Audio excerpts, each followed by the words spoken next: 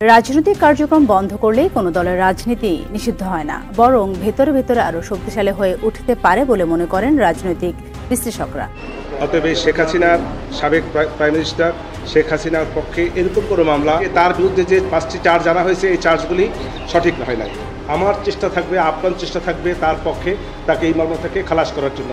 আওয়ামী লীগ একটি বড় রাজনৈতিক দল। একটা দলকে আপনি এত বড় মানুষের দল যিনি এদেশ স্বাধীন করেছেন, সেই দল এরকম ভাবে ভেঙে পড়ে যাবে, আমি ওনাদেরকেও আশা দিচ্ছি, কথা দিচ্ছি যে আপনারা দল গুছিয়ে নেন, আপনাদের দলকে তোকে ব্যান করা নেই। একটি বড় রাজনৈতিক দলকে নির্বাচনের বাইরে রেখে নির্বাচন করাটা গণতন্ত্রের জন্য খুব স্বাস্থ্যকর নয়। বাংলাদেশের উন্নয়নের শীর্ষে থাকা প্রধানমন্ত্রী হলেন শেখ হাসিনা। গত বছর তার বিরুদ্ধে হয়ে যাওয়া ষড়যন্ত্রের হাত থেকে বাঁচতে দেশ ছেড়ে আশ্রয় নেন ভারতে। তারপর থেকে ইউনূস সরকার তার বিরুদ্ধে নানান মামলা দায়ের করলেও বর্তমানে আইনজীবীরা বলছেন এই মামলাগুলো সবই ভুয়া।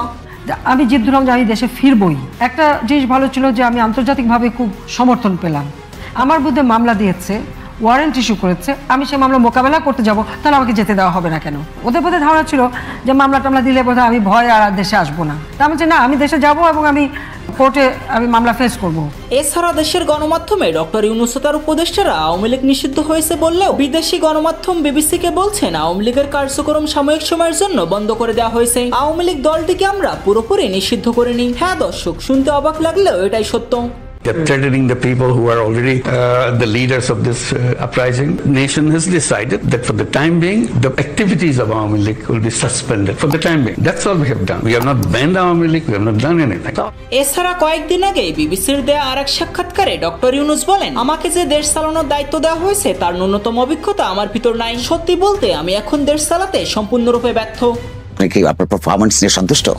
না, বলছি আমার তো সেই কোয়ালিটি নাই যে করার জন্য যেটুকু দরকার ওটুকু নাই। যদিও সাধ্যমতো করি, যদি লেগে যেতে ভালো, না হলে আমাদের কপাল খারাপ।